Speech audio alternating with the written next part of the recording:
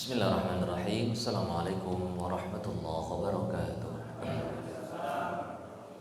Alhamdulillahirabbil alamin. Wassalatu wassalamu ala habibi rabbil alamin sayyidina wa maulana Muhammadin wa ala alihi wa ashabihi ajma'in. Amma ba'du. Ikhwan akhwat yang dimuliakan Allah Subhanahu wa taala, alhamdulillah pada pagi hari ini Allah mudahkan kita untuk kembali berjumpa dalam kajian pekanan di Yayasan Hidayat Tartil Indonesia di Padurenan Bekasi. Insyaallah akan kita lanjutkan kajian pekan kedua. Kemudian summa dzakaron nisa. Kemudian Rasulullah sallallahu alaihi wasallam menyebut tentang kaum wanita. Fawa'adha fihinna, menasihati kaum laki-laki, menasihati para suami hal-hal terkait perempuan. Faqal, Rasul bersabda, ya'midu ahadukum fayajlidu mura'atahu jildal 'abdi fala'allahu yudhaji'uha min akhir yaumi. Kayak ada kalian itu kalau jengkel dengan istri dipukuli sebagaimana memukuli hamba sahaya. Mukul perempuan itu boleh atau tidak? Boleh. Ada syaratnya. Yang pertama, perempuan yang dipukul itu harus dia nusus dulu, membangkang. Diajak kepada kebaikan, tidak mau, anggap tidak mau taat pada suaminya, gitu. Atau kasar pada suaminya, dinasihatin. Nasihat tidak mempan, maka disuruh pisah ranjang. Pisah ranjang saja, masih satu rumah. Pisah ranjang tidak mempan, disuruh mukul. Tapi darban ghaira mubarrih, dengan pukulan yang tidak membuat luka, tidak membuat memar. Ya kalau dipukul pasti sakit Pak ya. Cuma pukulan tidak membuat luka, tidak membuat memar, dan tidak boleh di area wajah serta kepala atau di area-area yang membahayakan, tidak boleh. Itu pun menurut ulama Syafi'iyah, kalau sekiranya jika dipukul bakal balik taat. Sekiranya dipukul gitu, pukul sininya gitu mungkin ya, atau pahanya, sekiranya kalau dipukul dia bakal kembali taat. Seandainya yakin, laki-laki yakin dipukul pun gak akan kembali taat, lebih baik dikembalikan kepada keluarganya, gak perlu dipukul. Jadi boleh dipukul itu sekiranya yakin dia bakal kembali taat.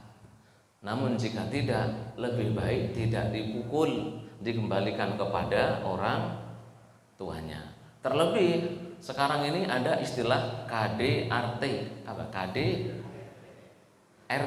kekerasan dalam rumah tangga. Itu bisa berujung kepada Pak polisi itu nanti ya, kalau sampai ada KDRT. Jadi sebaiknya kalau dikira-kiranya tidak akan kembali mau dipukul pun, udah balikin saja kepada orang tuanya. Toh perempuan juga masih banyak yang lain.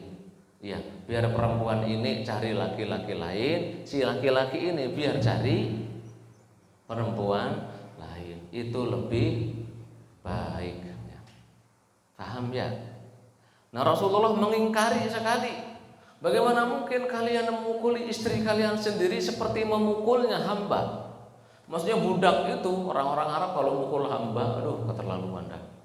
Dipukuli sampai memamar-mar, sampai berdarah-darah. Giliran nanti malam-malam tidur kedinginan, kesepian, istrinya dikelonin. Iya kan? Maksudnya laki-laki mbok jauh punya rasa malu gitu loh kalau mau marah. Mau marah sampai mukul-mukul, giliran malam-malam kedinginan minta dikelonin oleh istri. Apa enggak malu tadi habis marah-marahin, habis apa? Jadi kalau bisa jangan mukul perempuan. Mukul itu benar-benar cara terakhir, tadi lagi-lagi diulangi, sekiranya kalau dipukul dia bakal jadi solihah, kalau enggak balikin ke orang tuanya, ke keluarganya. Iya, ini hadis yang menjelaskan tentang perilaku baik kepada perempuan, ya. Jadi laki-laki kuat, ya. Laki-laki secara fisik berbeda dengan perempuan, ya. Tapi laki-laki tidak bisa hidup tanpa perempuan. Betul? Pak Nandan betul? Betul enggak? Pak Afid betul? Betul ya. Pak Nasrul? Betul, iya. Ada Pak Ustaz, ada ulama-ulama yang enggak nikah. Ya lumrahnya maksudnya, tidak semua. Maksudnya lumrahnya laki-laki tidak bisa hidup tanpa perempuan. Betul Pak Teguh ya? Pak Teguh pasti bilang betul ya, pasti. Iya. Kemudian summa wa'adhahum ay ar-rijal. Kemudian Rasulullah sallallahu alaihi wasallam menasihati laki-laki, menasihati mereka semua fi dhahkihim minad dartah. Yang tertawa ketika mendengar, mohon maaf, bunyi kentut. Kentut itu bunyi kadang, iya. Bunyi ya, kadang. Ya ada yang tik, ada yang pret, ada yang brot, macam-macam lah. Bunyinya itu macam-macam. Nah kemudian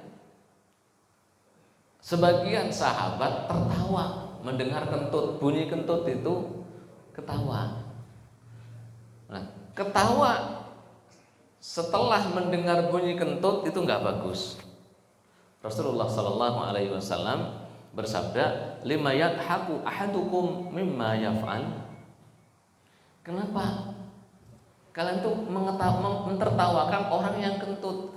Padahal kalian sendiri juga biasa kentut. Ya maaf, buang angin itu ciri-ciri sehat. Betul apa enggak? Iya. Masuk angin perutnya begah, sumpek, penuh. Kalau terus kentut banyak brut gitu. Senang enggak? Senang sekali, alhamdulillah, normal berarti perutnya. Jadi kalau ada orang kentut kok kedengaran, pura-pura ndak denger aja, pura-pura budek. Ya, pura-pura budek aja, nggak perlu ketawa, wis diem saja. Ya, tenang Bu ya. Jadi kalau mau kentut samping suami, kentut-kentut aja Bu. Biasanya kan emak-emak gitu sebelum menikah dijaga kentutnya Pak. Nanti giliran sudah suaminya dikentut-kentuti wis biasa, jaga apa-apa. Iya. Baik, kemudian hadis yang selanjutnya wa an Abi Hurairah, hadis yang ke-277. Dari Abu Hurairah radhiyallahu anhu qala Rasulullah sallallahu alaihi wasallam, Rasul bersabda, la yafraq mu'minun mu'minah. Janganlah seseorang menceraikan istrinya gitu. Atau sebaliknya, janganlah seorang istri menceraikan suaminya. Emang bisa istri menceraikan suami? Bisa. Caranya maju ke pengadilan agama, ke KUA atau urusan agama. In kariha minha khuluqan radiya minha akhar au qala ghairah, rawahu Muslim. Kalaupun dia enggak suka dengan satu sikapnya, satu karakternya, radiya minha akhar, dia bisa senang dengan perilaku yang lain. Laki-laki itu ada sifat yang enggak disukai wanita. Apa Bu yang enggak disukai dari laki-laki Bu? Naruh barang sembrono gitu Bu ya. Sandal naruhnya sembarangan. Habis mandi anduk main lempar gitu Bu ya. Iya. Itu lumrahnya laki-laki. Ada juga sikap yang tidak disukai laki-laki dari perempuan. Apa Pak? Cerewet. Betul Pak? Cerewet. Kemudian suka guruin laki-laki, padahal kita enggak mau digurui. Laki-laki itu di luar rumah sudah banyak diskusi, banyak debat, banyak berantem dengan teman kerjanya. Di jalanan sudah, pengennya di rumah dapat ketenangan. Betul? Betul Pak? Betul. Giliran di rumah Istrinya pengen ngomong, pengen ngobrol, pengen curhat, cerita ini. Kitanya sudah enek dari luar biasanya ini. Ya sabar saja gitu. Istri kalau suaminya baru pulang kerja lagi capek, tolong jangan banyak cerita dulu. Gitu maksudnya. Disambut dengan dandanan yang bagus, jangan kayak mak lampir baru nyemplung empang. Kapan suaminya pulang? Tahu kan? Rasul Shallallahu Alaihi Wasallam pulang dari perjalanan jauh itu nggak langsung datang ke Madinah malam-malam, enggak. Karena Rasulullah tahu biasanya perempuan itu malam-malam tidur, nggak dandan kalau nggak ada suaminya, gitu. Tapi kalau besok mereka akan dengar kabar sudah dandan. Jadi sebaiknya kalau suami pulang kerja, ibu-ibu dalam kondisi dandan bu ya. Iya. Giliran ibu-ibu itu unik, males dandan di rumah, pengennya dandan kalau kondangan. Betul bu. Padahal suaminya tadi di tempat kerja di Indonesia itu kadang-kadang laki-laki campur perempuan. Betul Pak Sirajuddin? Betul. Pak Haji Ahmadi betul kan? Betul. Nah perempuan-perempuan yang kerja di kantor itu biasanya pakaiannya rapi-rapi. Dalam tanda kurung pakaiannya kadang nggak syar'i. Betul ya? Iya. Nah, kadang pakaian anak SD dipakai ibu-ibu ya. Iya. Padahal pakaian kurang bahan, kok jadi dipakai gitu, kurang bahan gitu. Iya, pakai rok, kadang satu lutut selutut saja, gitu. Dikit-dikit benahin roknya, dibenahin, dibawahin. Kenapa nggak pakai rok panjang aja gitu ya, biar nggak repot-repot benahin gitu, dikit-dikit benahin, naik dikit-dikit benahin. Kan jadi laki-laki semakin penasaran dalamannya apa sih sebenarnya, kok sering dibawahin terus gitu. Nah giliran pulang pengennya lihat istrinya itu sudah rapi, bersih, wangi, semerbak. Syukur-syukur pakai pakaian yang minim-minim juga nggak apa-apa sebenarnya kalau di rumah, di kamar gitu maksudnya. Tapi kadang di kantor lihat yang indah-indah, di rumah lihat yang lihat yang nggak genah, lihat yang nggak jelas. Ini apa gitu? Daster 5 tahun nggak ganti, banyak hitam-hitamnya bekas panci, iya kan? Bau asem, punya minyak wangi nggak dipakai, ya gitu. Ya kita harus sabar gitu, sabar Pak, sabar. Mak juga harus tahu diri gitu loh mak ya. Kalau suaminya datang kerja, usahakan sudah rapi, cantik, wangi. Tahu kan suaminya pulangnya kapan? Tahu ya? Tahu. Selayaknya tahu berangkat jam berapa, pulang jam berapa. Jadi suami itu ketika pulang kerja itu semangat pulang kerja. Kalau nggak pernah dandan pulang kerja itu malas. Lihat mak lampir ini. Iya. Baik, jadi kembali, jangan sampai satu kebiasaan buruk membuat kita menceraikan pasangan hidup. Karena mengapa? Memang tidak ada manusia yang dijadikan sempurna, itu tidak ada. Enggak ada. Perempuan cerewet, masakannya enak. Diem, masakannya enggak enak. Iya Banda? Iya. Pinter dandan, enggak bisa masak. Pinter masak nggak bisa dandan. Punya suami pinter cari duit, pesek, jelek kayak saya gitu ya. Ada yang mancung, ganteng, gagah kayak artis, nggak pinter cari duit.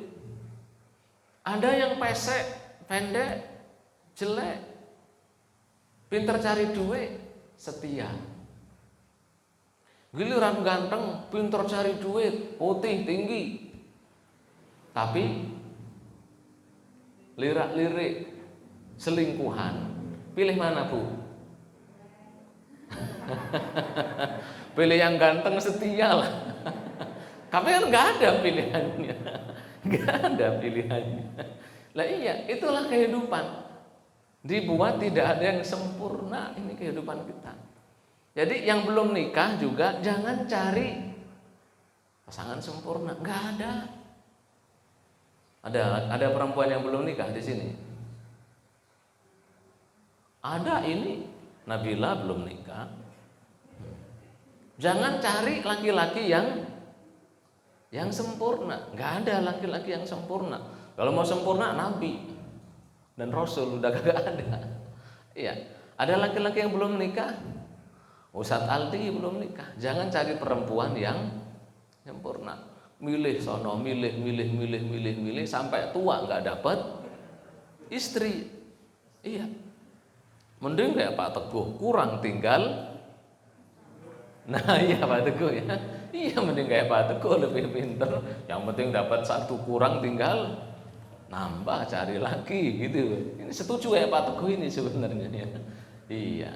Jadi kekurangan kita terima, kekurangan pasangan kita terima, sebagaimana pasangan kita juga menerima kekurangan kita. Siapapun dia, mau sudah ustadz, mau gelarnya doktor atau sudah disebut profesor, banyak karyanya, banyak pengikutnya, banyak jamaahnya, pasti ada kekurangannya, pasti, karena tidak ada yang sempurna. Sudah ustazah, hafizah, sudah doktor, cantik, walah keturunannya orang yang mulia, tetap ada kekurangannya, tetap manusia, tetap wanita, laki-laki juga tetap laki-laki, ya. Jadi saling rela dengan kekurangan pasangan masing-masing. Hadis yang selanjutnya, hadis keempat dalam bab ini atau 278. Wa Amr bin al-Ahwas Al-Jushami radhiyallahu anhu annahu sami'a an-nabiy sallallahu alaihi wasallam fi hajjatil wada'i yaqul. Dari Amr ibn al-Ahwas Al-Jushami radhiyallahu anhu, beliau mendengar Rasulullah sallallahu alaihi wasallam dalam haji wada. Rasulullah sallallahu alaihi wasallam berhaji berapa kali?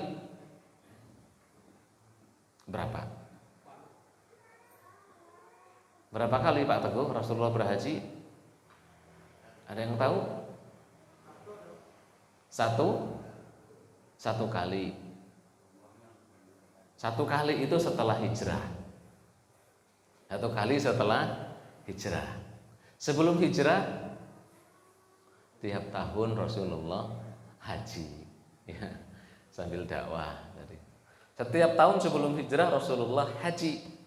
Setelah hijrah hajinya hanya sekali. Haji wada', haji perpisahan.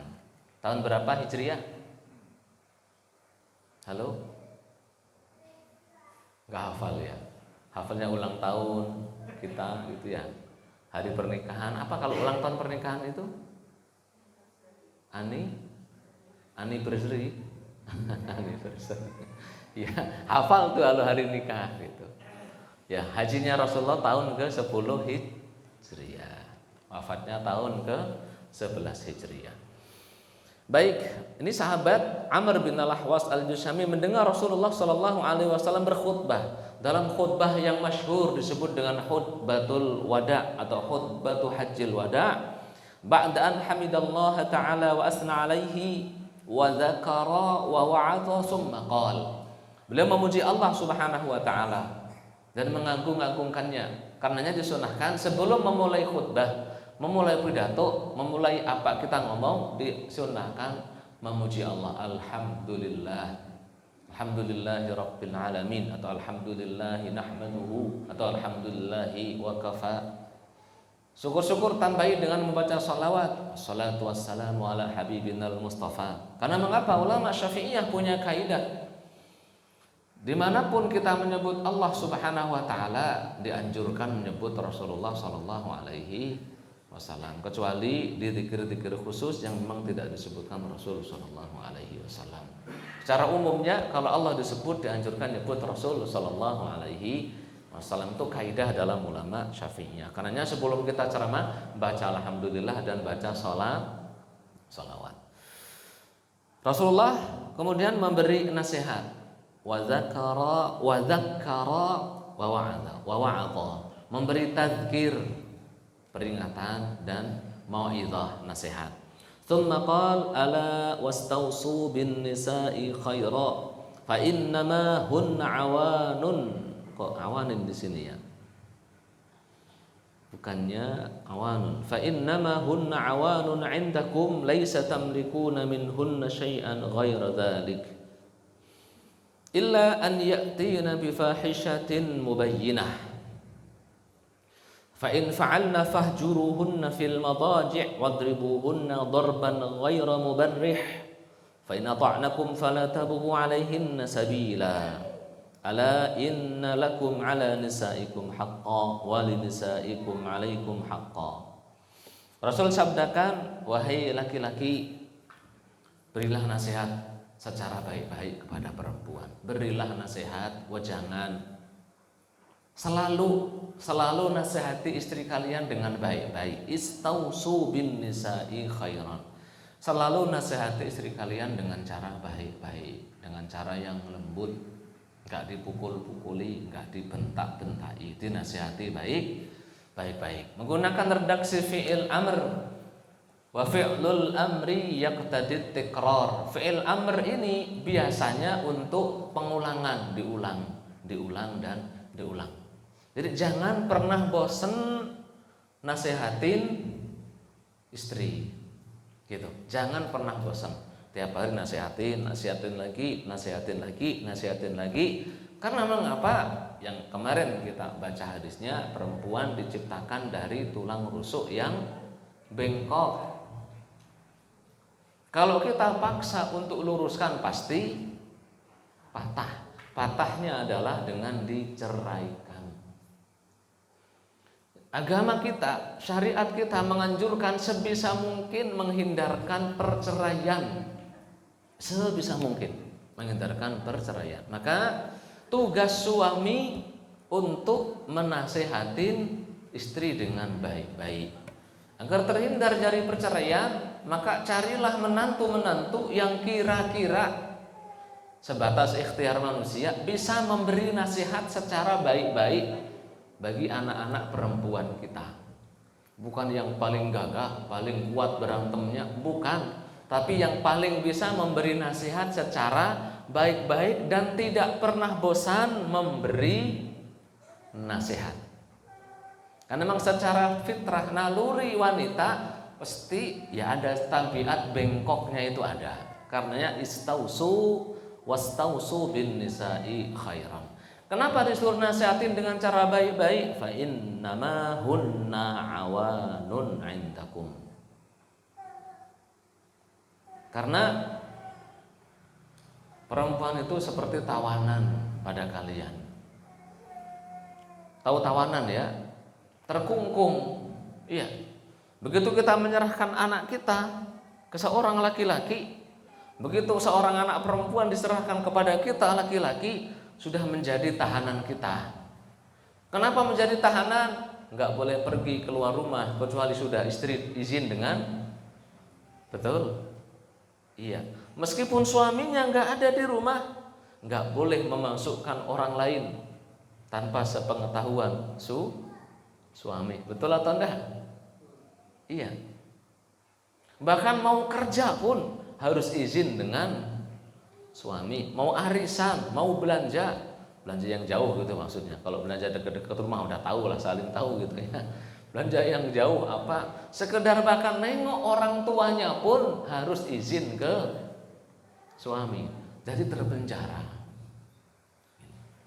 Kalau suami hanya memperhatikan hukum, ini payah, repot. Karenanya sebaiknya di samping belajar hukum, belajar juga adab. Hukum hanya boleh, nggak boleh, haram, sunnah kan gitu, makruh. Beda dengan adab sebaiknya. Ada perkara-perkara yang boleh, tapi sebaiknya tidak dilakukan. Istrinya sudah kangen dengan kangen dengan mertuanya, kangen dengan bapak emaknya sendiri. Izin ke suami, saya kangen dengan bapak emak. Boleh nggak saya nengok berbakti kepada mereka? Boleh suami menolak? Boleh. Enggak, aku lagi butuh kamu. Tapi pantas enggak hal tersebut? Cuma sebulan sekali, 2 bulan sekali istrinya kangen dengan orang tuanya sendiri, pantas enggak kita melarangnya? Pantas enggak? Pantas? Enggak pantas. Mungkin kita suami enggak senang dengan saudara dari istri. Saudaranya mungkin ya enggak sesuai dengan kita gitu mungkin. Kitanya enggak ngerokok, mungkin saudaranya masih ngerokok gitu. Mungkin namanya hidup ya. Karena saudaranya menganggap rokok itu halal. Kita enggak senang. Boleh enggak kita ngelarang? Jangan ketemu sama saudaramu. Nanti saudaramu ngajari ngerokok sama anak-anak kita. Boleh enggak? Boleh. Tapi pantas enggak? Pantas enggak? Enggak pantas kan? Enggak pantas. Itu saudara sendiri. Yang dulu saat kecil mereka gulat bareng, berantem bareng gitu ya. Membagi nasi bareng-bareng, makan bareng-bareng selama sampai 20 tahun lebih mungkin. Baru pisah oleh kita. Masa kita orang baru ketemu memisahkan dia dengan saudaranya? Kan enggak juga toh. Nah, iya. Jadi memang perempuan benar-benar menjadi tawanan di suaminya. Karena kalau jadi suami, mbok yau mikir gitu, mbok yau mikir. Ya, jangan sampai tawanan ini kebutuhannya kurang, padahal ada kita bisa mencukupi. Jangan sampai terhinakan, padahal kita bisa memuliakan. Baik, terus kemudian laisa tamlikuna minhunna syai'an ghaira dzalik. Ya, kalian memiliki hal itu, enggak memiliki kecuali itu. Kecuali apa? Mereka jadi tawanan, udah seperti tawanan, benar-benar jadi tawanan. Perempuan enggak bisa nuntut kepada kita yang lebih dari kekuatan kita. Kekuatan Pak siapa ya? Kekuatan Pak Irsan. Beliin mobil apa mobilnya Pak Irsan? Apa Pak Irsan mobilnya? Hah? Odyssey. Pak Irsan kuatnya mobilnya Avanza. Enggak boleh istrinya minta apa di atas Avanza? Alphard gitu. Enggak boleh karena enggak kuatnya laki-laki cuma segitu. Pak Irsan biasa makanannya nasi sama apa Pak Irsan? Nasi orek gitu ya. Nasi orek, ayam, kesehariannya seperti itu. Enggak boleh minta lebih. Enggak boleh. Ya kalau minta lebih kata Pak Irsan, ya kalau minta lebih sini aja kita ke KUA, kita usul perceraian. Kan gitu aja gampang-gampang ya. Kalau minta lebih, kuatnya segini kok minta lebih. Tinggal kamu cari suami yang kaya, kan gitu aja kalau minta lebih. Karena yang kewajiban kita hanya memberi nafkah sesuai kemampuan masing-masing. Kemampuannya Pak Irsan beda dengan Pak Kus mungkin. Pak Kus pekerja minyak, Pak Kus ya. Beda lah gajinya pekerja minyak gitu. Beda juga mungkin standarnya dengan gajinya Pak siapa? Tentara Pak Permadi. Nah, beda kan? Masyarakat sipil dengan tentara beda kebutuhannya kan beda. Jadi ya masing-masing lah. Beda dengan Pak siapa suka bangun pom? Pak Tio beda bangun pom ya, bisnisnya bisnis pom gitu kan. Ya beda tentunya, sesuai masing-masing. Itu perempuan nggak bisa macam-macam, sesuai kita. Lihat kemampuan suami. Jadi benar-benar seperti tahanan. Iya. Lah terus kemudian kalau memang mau menceraikan harus ada alasannya. Apa alasannya? Illa an ya'tina bi fahishatin mubayyinah. Kecuali perempuan sudah melakukan kekejian yang nyata, mubayyinah, selingkuh. Iya. Udah punya suami masih selingkuh. Meskipun belum sampai tingkatan zina, meskipun seorang laki-laki dari kalangan sahabat datang ke Rasulullah sallallahu alaihi wasallam, "Ya Rasulullah, inna mar'ati la taruddu yada lamis."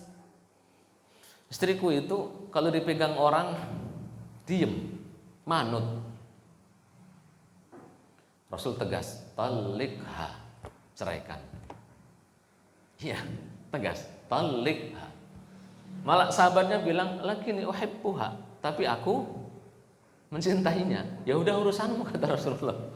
Dipegang orang diem, enggak marah, enggak nolak. Kata Rasulullah, talikha. Saya sudah punya suami, kok masih hanya WA atau DM-an dengan mantan pacar dulu gitu kan? Atau dengan rekanan kerja nggak ada kepentingan kerja udah selesai masih DM-an, kirim-kiriman yang macam-macam, talikha, ceraikan, cari perempuan yang lain. Wis dapat perempuan lain. Kalau memang seperti itu kondisinya, udah wis dapat. Kalau memang perempuannya seperti itu. Jadi ya ibu-ibu perempuan, jadi usahakan setia pada suami. Karena Rasulullah bersabda, tazawwajul waludal wadud. Nikahilah perempuan yang subur dan mencintai suaminya, pencinta suaminya. Ya, kangen sama suaminya, cinta sama suaminya, bukan kangen sama bosnya, cinta sama atasannya, bukan seperti itu. Yang cintanya untuk suaminya. Kalau nggak cinta pada suaminya, ya sudah, ya ngapain dipertahanin, gitu. Jadi kalau perempuan istri sudah melakukan fahisyah, kekejian yang nyata, perselingkuhan, boleh dicerai, boleh. Malah kebangetan kalau tidak dicerai ya. Boleh yubillah lana wa lidurriyatina jami'an. Fa in fa'alna, kalau melakukan hal-hal yang tidak baik, fa in fa'alna fahjuruhunna fil madaji, nusyuz, membangkang. Disuruh sholat enggak mau, disuruh nutup aurat ketika keluar rumah enggak mau, dinasihatin jangan tabarruj, jangan berdandan menor saat keluar rumah, enggak mau. Dibilangin jangan bentak suami, malah bentak-bentak gitu. Dibilangin kalau nasihatin anak secara baik-baik, malah suami yang dibentak-bentak, dimarah-marahin oleh istri. Diajak pindah rumah padahal rumahnya juga layak, sesuai, enggak mau ngajak, enggak mau pindah. Itu namanya nusyuz, nanti ada babnya sendiri. Ya, kalau melakukan nusyuz, maka kata Rasulullah SAW, fahjuruhunna fil madaji', pisah ranjang. Biasanya kalau pisah ranjang, emak-emak perempuan itu merasa sepi. Betul Bu? Iya. Betul Pak? Betul ya? Iya. Kalau pisah ranjang itu perempuan merasa gimana gitu. Tapi kalau perempuan sudah kadung benci sama sampean, pisah ranjang malah alhamdulillah loh Pak itu Pak. Kalau sudah kadung benci dengan suaminya, pisah ranjang malah alhamdulillah. Biasanya gitu. Kalau masih sayang akan ada, hatinya akan mulai luluh gitu. Oh, pisah ranjang ini gitu. Enggak nyaman, pengennya tidur dibelai-belai, dielus-elus. Jangan dibayangin Ustaz Aldi ya. Jangan dibayangin ya. Ya. Terus kemudian kalau masih tidak sadar lagi, tidak baik, wadribu hunna darban ghaira mubarrih, pukul. Tapi ingat tadi, pukul syaratnya, pukulnya bukan memukul yang membuat luka, membuat memar, bukan. Juga tidak memukul di area wajah dan kepala atau area-area yang rawan. Ada titik-titik di tubuh ini dipukul rawan, Pak. Ada yang tahu? Yang punya bela diri gitu tahu biasanya area mana kalau dipukul. Jangan kan dipukul pakai gini aja, kadang rawan, area-area rawan. Nah, terus kemudian kalau dipukul terus kemudian dia manut, perempuan tadi, istri tadi manut lagi, fa in ata'nakum fala tabghu alaihin nasabila. Kalau mereka taat, maka jangan cari-cari alasan untuk diceraikan. Jangan cari-cari alasan. Kalau kurang apa Pak Teguh? Nambah. Jangan syaratnya kuat.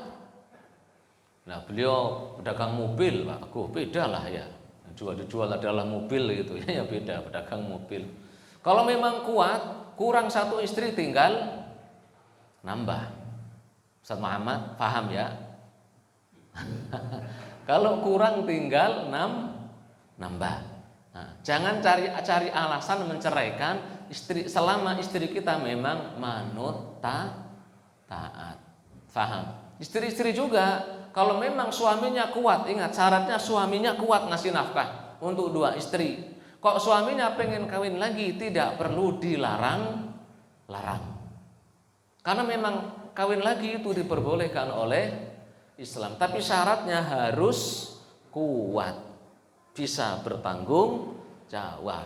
Kalau sudah tua seusia Pak Abdul Latif, boyok saja udah melintar-melintir Pak Abdul Latif ya. Boyoknya udah melintar-melintir gitu, ya nggak usah neko-neko. Pak Haji Ahmadi sudah sepuh, nggak bisa nyangkul banyak-banyak gitu ya, kok mau kawin lagi gitu. Kalau masih muda ya monggo, kalau udah tua ya nggak usah neko. Terus kemudian Rasulullah sabdakan, bagaimana kalau sudah dipukul kok nggak taat? Bagaimana? Disuruh balikan ke orang tuanya. Bahkan baiknya kira-kira dipukul nggak bakal balik, nggak bakal taat, nggak usah langsung balikkan ke orang tuanya. Dinasihatin, mau dibalikkan ke orang tuamu atau mau taat. Kalau dia milih saya pilih balik ke orang tua, ya wis balikkan ke orang tua. Kita cari istri lain, biar dia cari suami lain, tinggal diurus perceraiannya di KUA. Jadi sebisa mungkin tidak main fisik. Paham? Halo? Pak Nandan paham? Pak Mundir paham ya? Paham. Baik. Terus kemudian, ala innalakum ala nisaikum haqqan wa linisaikum alaikum haqqan. Sesungguhnya kalian punya hak atas istri-istri kalian. Istri-istri kalian juga punya hak atas kalian. Fahaqqukum alaihinna alla yuti'anna furushakum man takrahun. Hak kalian atas istri-istri kalian adalah tidak boleh memasukkan orang lain yang kalian benci ke kamar-kamar kalian. Ini pakai majaz. Bukan berarti seandainya kita rela istri kita selingkuh masuk ke rumah terus jadi boleh. Bukan gitu maksudnya. Ini man takrahunahu la mafhuma lahu. Jara majral adah. Lumrahnya semua laki-laki enggak suka ada laki-laki asing masuk ke rumah kita. Itu lumrahnya laki-laki normal. Kalau laki-laki abnormal sudah jadi pengikut setan malah seneng biasanya. Betul apa enggak? Seneng istrinya selingkuh biar dia ada alasan untuk selingkuh juga. Selingkuh dilawan wal a'yadzu billah. Ini la mafhum lahu. Hak kalian, istri-istri kalian tidak boleh memasukkan laki-laki yang kalian benci ke rumah. Yang kalian benci itu tidak bisa dipahami terbalik, nggak bisa. Maksudnya nggak boleh memasukkan laki-laki ke rumah kalian, nggak boleh. Jadi ibu-ibu jangan memasukkan laki-laki yang bukan mahramnya ke dalam rumah. Kalau ada yang mencari suami kalian, sampean, Bu Ahadi, ada yang nyari Pak Hadi, laki-laki, Pak Hadinya mana? Jangan masuk dulu sini buatin kopi ngeteh, nggak boleh. Bilang langsung tidak ada. Silahkan balik lagi lain waktu. Mudeng Bu ya, nggak boleh mempersilahkan. Yuk silahkan masuk dulu. Kecuali mungkin orang jauh, saudara siapa? Saudara suaminya sudah janjian, udah datang saja ke rumah, ada istri, ada anak-anak. Diusahakan tidak khalwat. Atau kecuali saudara sampean sendiri yang masih mahram atau kerabat dekat, tidak khalwat, kabari suaminya. Ini saudara mau datang sama anak-anaknya, gimana? Suruh masuk, kabari. Ya, suruh masuk. Jadi usahakan jangan khalwat. Bahkan adik ipar sendiri kalau khalwat, kata Rasulullah, walhamu maut. Alhamu maut. Alhamu itu adik ipar. Enggak boleh. Maksudnya bagaimana? Ini contohnya Muhammad nikah dengan istrinya. Istrinya punya adik perempuan. Punya adik perempuan, Muhammad istrinya. Punya. Istrinya lagi enggak ada. Adik perempuannya datang ke rumah Muhammad. Muhammadnya sendiri enggak boleh. Alhamu al-maut. Adik ipar itu bisa menyebabkan kematian. Bukan kematian fisiknya, kematian cintanya, kematian kecemburuannya, kematian memegang agama Allah Subhanahu wa ta'ala. Bahkan dengan adik ipar pun gak boleh berduaan. Saya nikah dengan perempuan, punya adik ipar, tuh namanya Nabila. Nabila butuh diantarkan ke kuliahnya, saya gak boleh ngantarkan Nabila kalau sendiri. Kalau mau nganterin adik ipar harus ada orang lain. Ini mahram bener, tapi mahramnya muakkad, mahram sementara. Nggak boleh kholwat dengan adik ipar. Kalau kholwat dengan mertua boleh malahan. Karena mahram selamanya. Paham ya? Karenanya dengan iparnya harus pakai baju yang syar'i perempuan. Nggak boleh kelihatan rambutnya, wala lehernya, wala betisnya, wala apanya, lengannya nggak boleh. Yang boleh kelihatan muka dan telapak tangannya. Paham ya?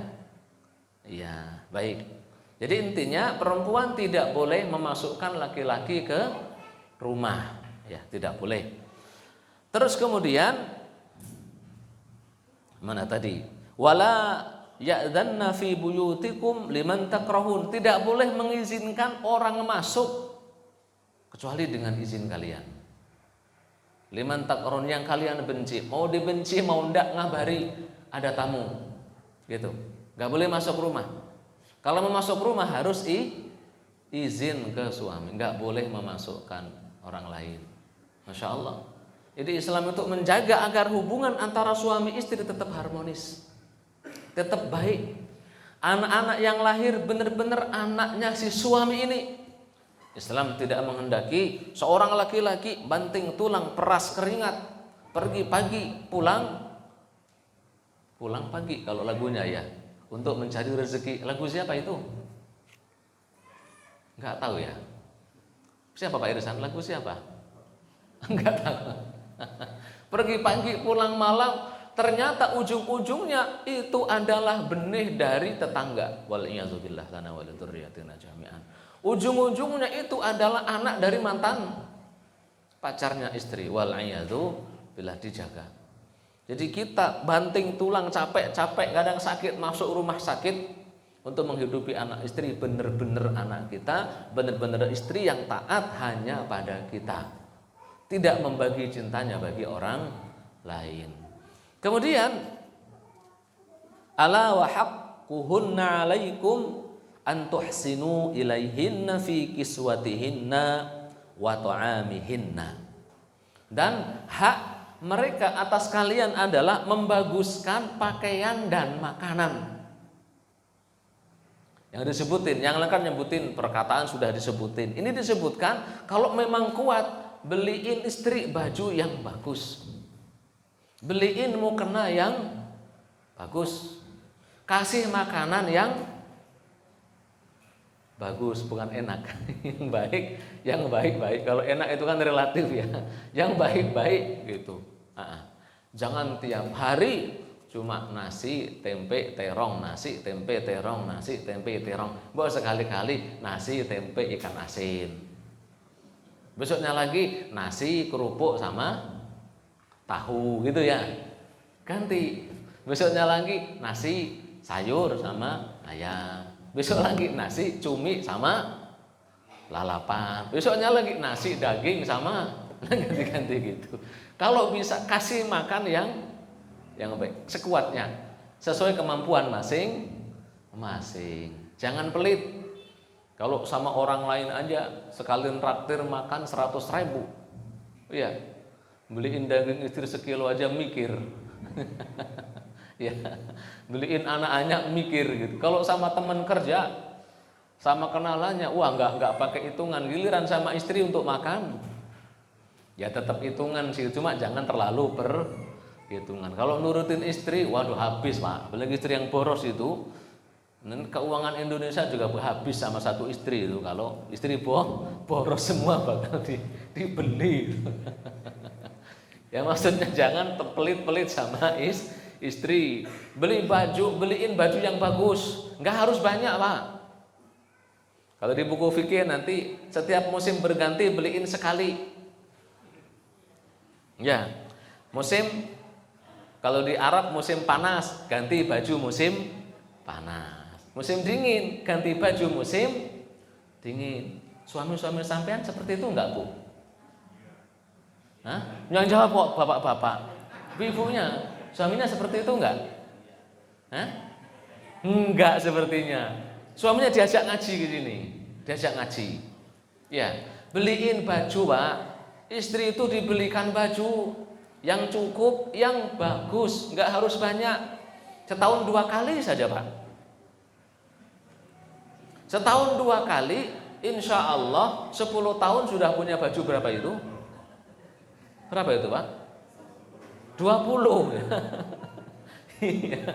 Iya, setahun 2 kali. Iya, kalau syukur-syukur ada kelebihan. Udah setahun 4 kali nggak apa-apa. Musim panas, musim dingin, musim semi, musim gugur. Iya kan? Setahun 4 kali. Kalau ada beliin sebulan sekali juga enggak apa-apa Pak. Sekali-kali bawa sampean keluar rumah sama istri dibonceng motor, naik mobil, mau beli baju enggak?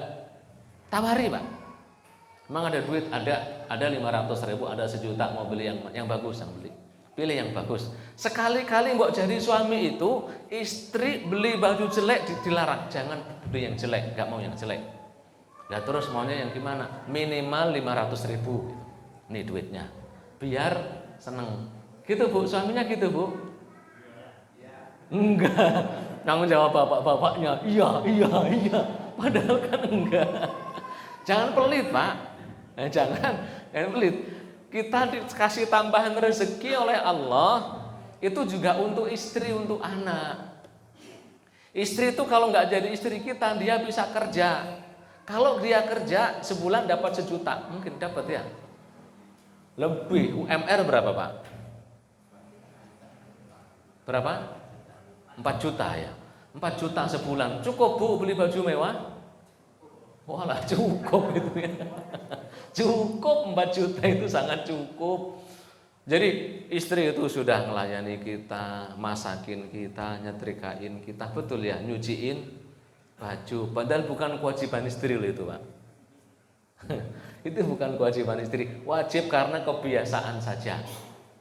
Ya, karena kebiasaan masyarakat, memang istri yang nyetrikain baju, yang masakin, yang nyuciin, kebiasaan masyarakat. Ayo ya kita muliakan baju, beliin baju yang bagus sih. Antuhsinu ilaihinna fi kiswatihinna wa ta'amihin. Sesekali istri itu kadang minta ke restoran. Sebulan sekali, 2 bulan sekali pengen makan itu dong steak. Turutin Pak. Kalau sesekali. Kalau setiap hari bilang rugi bandar kalau tiap hari. Sesekali minta ke resto, turutin. Kalau ada duitnya loh ya, kalau ada duitnya. Kalau nggak ada duitnya ya ngomong nggak ada duit. Ngomong apa? Kalau ada duit ya ayo sesekali. Ngajak makan bebek yang apa, ikan yang apa, restoran yang mana. Silahkan. Ya turutin sesekali, sebulan sekali, sebulan 2 kali gitu. Syukur-syukur kalau emang ada duitnya, kasih hadiah, kejutan buat istri. Apa hadiahnya? Umroh bareng. Nah, ayo ajak. Syukur-syukur. Kejutannya itu apa? Diajak datang, ayo ikut saya. Kemana? Tak kasih kejutan. Hari apa? Hari ulang tahun pernikahan kita. Datang ke kantor apa? Haji. Daftar haji. Sana enggak Bu di hadiah seperti itu Bu? Seneng. Kadang emak-emak itu pengen daftar haji, bapak-bapaknya mikir beli mobil, beli tanah. Malah yang ngerengek-ngerengek malah ibu-ibunya. Betul Bu? Karena suami sampean enggak disuruh ngaji ke sini sih. Coba diajak ngaji ke sini. Ya Pak ya. Yuk dimuliakan perempuan, sebisa mungkin memuliakan perempuan. Rumah, kalau memang rumah kita belum layak, dijadikan layak. Jadiin layak untuk kita dan keluarga kita. Kasur kita kalau memang sudah lama, udah bulukan banyak kutunya, buang Pak. Ganti. Meja makan kalau memang sudah lama gitu mungkin pengen ganti istrinya, ngomong Bu ya, jangan ngerusakin meja makan. sengaja dirusak, suaminya pergi pakai martil dipukuli, duok gitu. Terus suaminya datang, Pak, meja makannya kok oblek-oblek, ganti dong. Ya kalau emang ada duitnya Pak, istrinya minta ganti Pak. Cuma ganti meja makan, sampai nggak tahu kalau orang Arab Saudi, bukan Arab Pak Abdul Latif loh ya. Kalau orang Arab Saudi itu ganti perlengkapan istri Pak, satu rumah full Pak. Ngundang orang, bayar orang untuk ngangkutin sampai gelas-gelasnya, sampai tiker-tikernya, karpet-karpetnya, semuanya, sendok-sendoknya diangkut semua, bersih-sih. Dimasukin ranjang baru, lemari baru. Itu yang kami lelesin. Apa leles itu ya? Bahasa Indonesia apa sih leles? Hah? Ngerekes juga bukan bahasa Indonesia. Kami pungut gitu ya. Yang kami pungutin. Para mahasiswa itu kalau ke Saudi kebanyakan mungutin bekas-bekasnya orang kaya gitu. Ada namanya di Mustauda Al-Khairi, gudang untuk orang-orang yang membutuhkan gitu. Gudang sosial. Kalau mahasiswa beli apapun 50 real. Mau lemari yang panjangnya 5 meter harganya juga 50 real. Kasur yang barunya harganya 5.000 real gitu. Kalau mahasiswa yang beli ya jadi 50 real. Iya. Iya. Nah, ayo dibeliin, dimuliakan. Kalau bisa memuliakan. Tapi kalau nggak bisa Bu, lihat kondisi suaminya. Suaminya masih ngontrak, sabar. Belum punya rumah, sabar. Belum punya mobil, sabar. Masih punya motor kesana kesini, sabar. Harus nabung bareng, sabar. Ya, jangan nuntut di luar kemampuan suami. Suami kalau nggak punya, jujur. Kadang ada laki-laki itu nggak mau jujur sama istri dan anak-anaknya. Anaknya pengen sekolah sono yang mahal-mahal, diturutin, ngutang sono ngutang sini, bangkrut sendiri. Anaknya terus manja, nggak punya pendirian. Anak pengen sono, pengen sini, pengen sono, pengen sekolah yang mahal, bilang dudukin, bapak nggak punya duit. Kalau mau kuliah bapak kuatnya di sini. Kalau nggak mau ya sudah, bapak nggak dibebani oleh Allah kecuali yang kuat oleh bapak. Bapakmu ini bukan orang kaya. Kalau kamu malu punya bapak orang miskin, sana cari bapak yang kaya. Enak saja gitu jadi kita tuh jadi orang itu enak aja. Iya, udah. Bapakmu kuatnya segini, minta lebih sono cari bapak lain. Kita kuatnya segini, istri nuntut, aku kuatnya segini. Sono cari suami lain, tak cari istri yang lebih nerima dari kamu. Ada. Wes to ada. Yakin nih. Insya Allah nanti nyaman semuanya. Anak juga tahu kemampuan bapak, istri juga tahu kemampuan suami. Kita jujur. Kalaupun ada sekali lagi jangan pelit. Yang kita nafkahkan untuk istri itu ibadah. Yang kita beri untuk membahagiakan istri itu mencari ridho Allah Subhanahu wa ta'ala. Pasti diganti. Anfik ya bena Adam, unfik alaik. Wahai anak Adam, berilah nafkah, aku akan memberi nafkah kepadamu. Wis toh, coba dipraktekkan kalau nggak percaya ya. 7:18 belum berarti ya. Hadis riwayat siapa ini? Rawahu Tirmidzi wa qala hadisun hasanun sahih. Hadis hasan sahih menurut Imam At-Tirmidzi nomor 1163. Selanjutnya hadis yang kelima 279 urutannya dalam kitab Nuzhatul Muttaqin. Wa an Muawiyah bin Haidah radhiyallahu anhu qala, dari Muawiyah bin Haidah radhiyallahu anhu dia mengatakan, qultu ya Rasulullah, ma haqqu zaujati ahadina alaih, apa haknya seorang istri pada suaminya? Qal an tut'imaha idza ta'imta wa taksuha idza tasaita wa la tadribil wajha wa la tuqabbih wa la tahjur illa fil bait. Hadisun hasan rawahu Abu Dawud wa qala ma'na la tuqabbih la taqul qabbahakillah.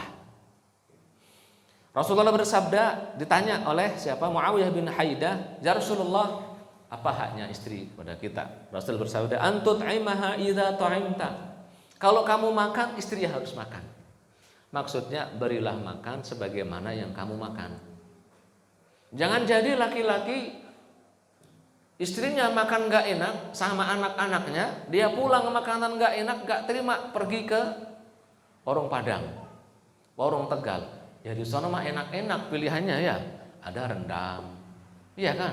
Ada ikan bawal bakar, ada ikan mas goreng, apalagi Pak? Lele goreng, ada apa lagi? Wis macem lah. Pokoknya kalau warung Padang wis pasti enak. Anak istrinya demi ngirit bayar SPP biar punya anak, uang jajan buat anak, harus makan seadanya. Dia pulang ada duit, makan sendiri. Kadang ada nggak mau makan di rumah, selalu makan di tempat kerja. Dipekelin nggak mau. Kalau dipekelin nggak enak. Kalau di tempat kerja makan di warung enak, ya enak. Ya suami nggak jelas itu. Laki-laki durhaka pada keluarganya itu, ya durhaka itu pada anak dan istrinya. Ya. Kalau makan di tempat kerja, makan seadanya sama dengan makan yang di rumah. Bahkan mungkin makanan yang dia beli adalah standar warteg, yang di rumah standarnya warung Padang gitu. Itu baru suami jempolan bagus. Rela berkorban demi anak istrinya gitu. Nah, jangan sebaliknya. Jadi yang dia makan adalah apa yang dimakan oleh anak istrinya. Jangan maunya diperlakukan ya beda gitu. Maunya berlakukan beda. Anak-anaknya ikan asin aja, dia ayam, ya nggak boleh seperti itu. Ya, jangan seperti itu. Anak-anak ayam, dianya mau daging, ya enggak. Kalau memang beli sate, beli untuk bareng-bareng. Beli rendang, masak untuk bareng-bareng. Jangan maunya suami makan enak sendiri, anak istrinya makan nggak enak. Wataksuha idzak tasait. Kalau kamu pakai baju bagus, istri pakaiin baju bagus. Pakai pakaian sederhana, kuatnya sederhana, silahkan. Kasih istri pakaian sederhana semampunya. Jangan kita pakaian yang bagus-bagus, istrinya jelek pakaiannya, nggak pernah ganti. Ya Allah, miris Bu, Pak. Kadang kita temukan mama, ibu-ibu berbakti sama suaminya, ngurus anak-anaknya. Suaminya itu ngerokok tiap hari 1 bungkus ngerokok, Pak. Semurah-murahnya rokok 10.000 Pak, sebungkus ada 10.000 sebungkus. Hah? 25 itu yang resmi, ada rokok yang nggak resmi itu ada. Rokok ilegal itu loh ya. Itu ada 10 ribuan kalau nggak salah ya. Apa 12.000 lah sebungkus. Ngerokok sehari 1 bungkus. Anggap 12.000, 10 hari 120.000. Kalau 30 hari 360.000. Istrinya nggak pernah ganti baju, anaknya nggak punya baju. Buat mulutnya itu loh, ngemut apa namanya, ngemut ranting aja loh, apa ranting. Ya mulutnya mboknya ngambil daun jati muda, atau daun jati muda, terus kemudian dikeringkan gitu, diosek-osek di tembikar itu yang dari tanah liat, terus diirisin jadi pengganti tembakau. Pakai tembakau jati saja ngerokoknya, beli kertas-kertas yang murahan gitu, ngelinting sendiri tingwe, memperjuangkan anak istri. Kalau memang sampai yang pengennya tetap ngerokok, bagusnya nggak usah ngerokok. Duit rokoknya bisa untuk beliin baju istri, bisa untuk nyekolahin dan mesantrenin anak. Betul atau enggak? Rokok tiap hari 1 bungkus harga 20.000. Anak nggak kuat ke pesantren. Baju istri nggak pernah diganti. Makannya pas-pasan. Rokok ngenyangin enggak. Penyakit iya enggak? Saya nggak bilang haram loh, enggak loh ya, enggak, saya nggak bilang haram. Enggak, saya nggak bilang haram. Tapi mau dilihat istrinya ada nggak yang dimakan, keluarganya, anaknya bisa disekolahin enggak? Anaknya terlantar kelaparan, bapaknya ngerokok terus, laki-laki tidak bijaksana.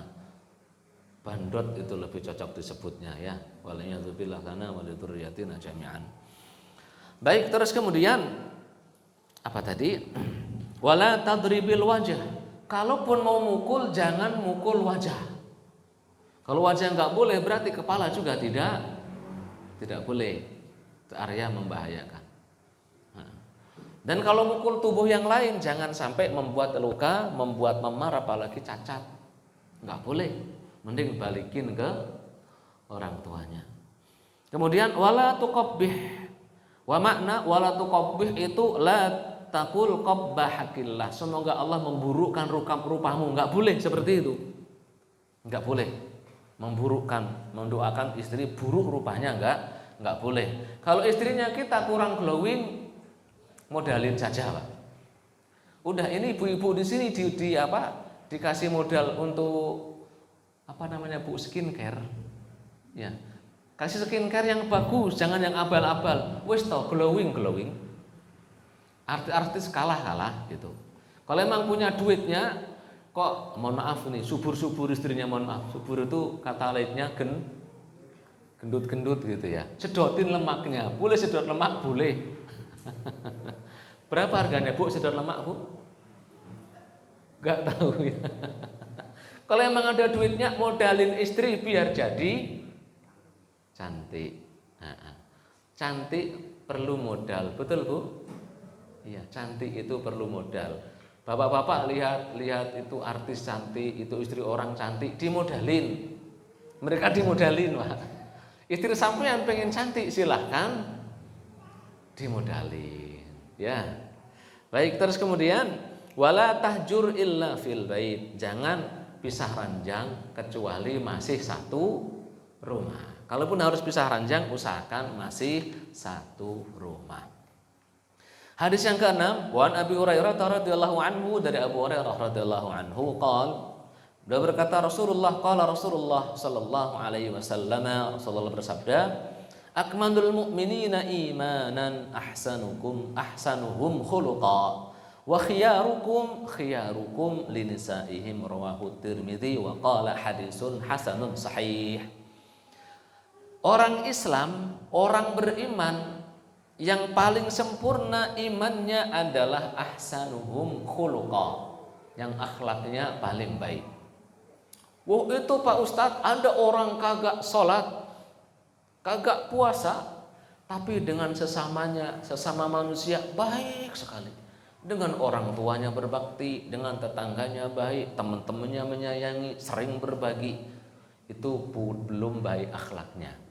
Karena akhlak itu ada akhlak kepada Allah, akhlak kepada Rasulullah, akhlak kepada para sahabat salafus saleh, akhlak kepada Al-Quran, akhlak kepada agama ini, baru akhlak kepada manusia, akhlak kepada hewan, dan akhlak kepada alam. Jadi kalau ada orang nggak sholat, akhlaknya dibilang baik, belum baik akhlaknya. Akhlak pada Allahnya belum baik. Jadi manusia yang paling baik keimanannya, yang paling sempurna imannya adalah yang paling baik akhlaknya. Baik akhlak kepada Khalik atau akhlak kepada makhluk. Akhlak kepada Khalik dengan beriman pada Allah, tidak menyekutukannya pada sesembahan apapun namanya.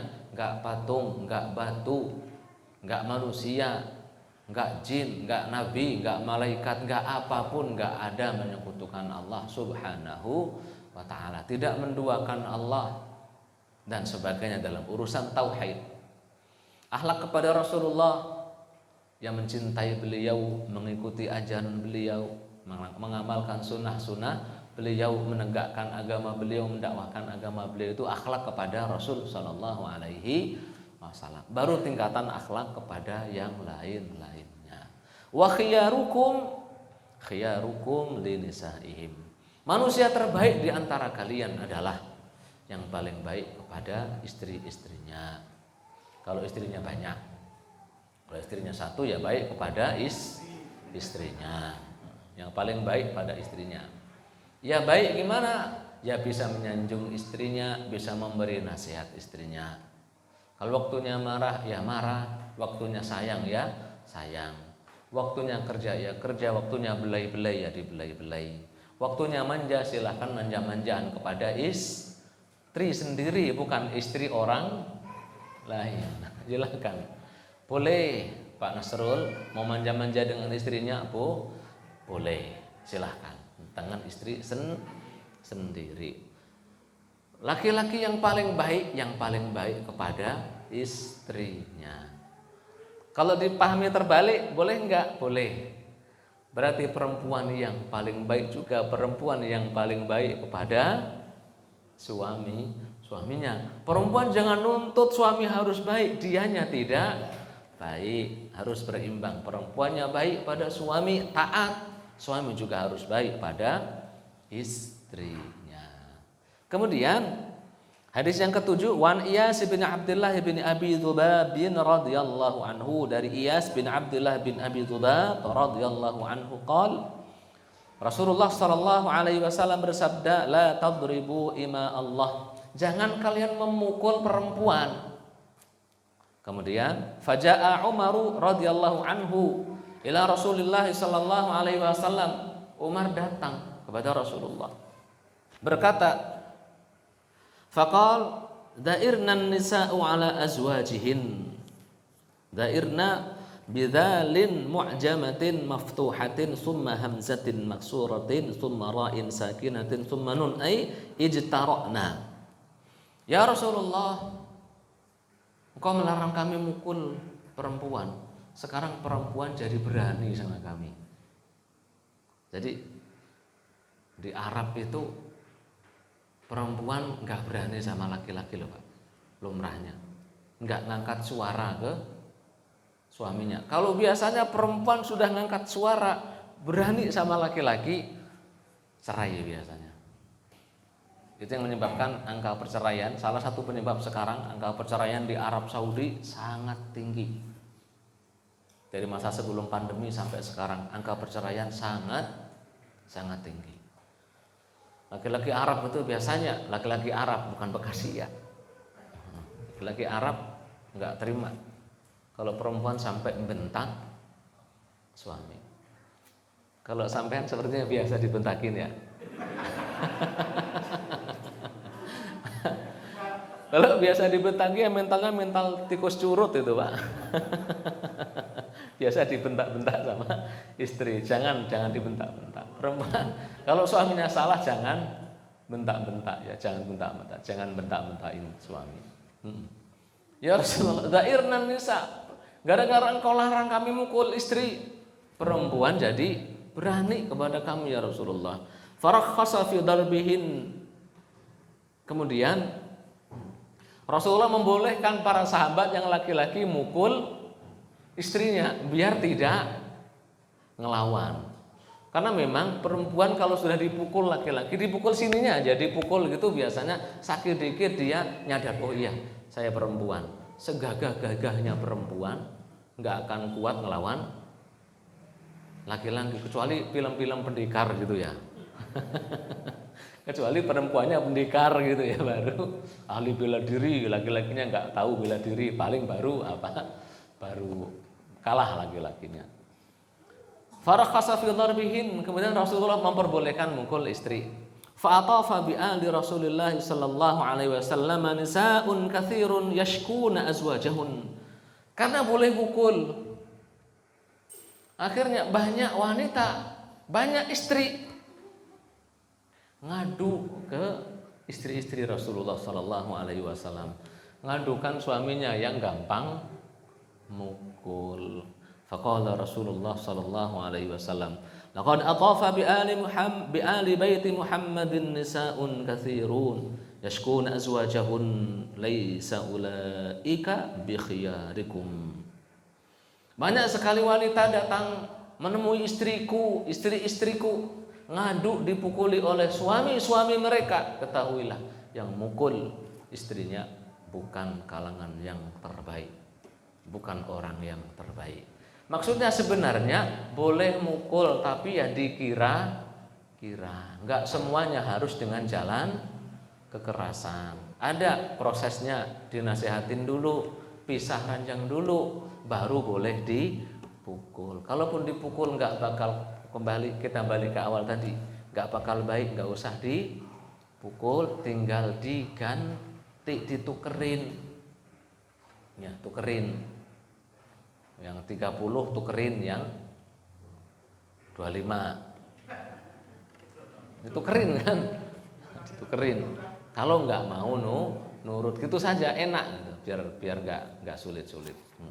Kalau main kasar tadi lagi-lagi khawatir nanti apa jadi masuk KDRT. La samahallahu lana wa lidzurriyyatina jami'an. Hadis terakhirnya itu tadi hadis siapa? Hadis rawahu Abu Dawud bi isnadin sahih, riwayat Abu Dawud dengan sanad sahih. Wa an Abdullah bin Amr bin Al-As radhiyallahu anhuma, dari Abdullah bin Amr bin As radhiyallahu anhuma. Kalau disebut radhiyallahu anhuma, perawi dan bapaknya sama-sama sahabat. Abdullah itu sahabat, Amr bin As juga sahabat. Anna Rasulullah sallallahu alaihi wasallam qala, Rasulullah bersabda, ad-dunya mata'. Dunia ini sebenarnya dipenuhi dengan mata', perhiasan. Wa khairu mata'iha al-mar'atu salihah. Perhiasan yang paling baik di dunia ini adalah al-mar'atu salihah, perempuan yang salihah. Ingat Bu, bukan perempuan yang saleh, tapi perempuan yang salihah. Kalau perempuan gimana? Ad-dunya mata', pemahamannya. Wa khairu mata'iha ar-rajulus salih. Kalau dipahami mafhum mukhalafah. Jadi bagi seorang perempuan, dunia ini juga tempat bersenang-senang. Dan kesenangan yang paling indah, perhiasan yang paling indah, paling agung, paling mulia adalah laki-laki yang saleh. Ingat Pak, suami yang saleh, bukan suami salihah. Angkat tangan yang masih jadi suami salihah. Iya. Suami yang saleh, bukan suami yang ganteng. Istri yang salihah, bukan istri yang ayu, yang cantik, bukan.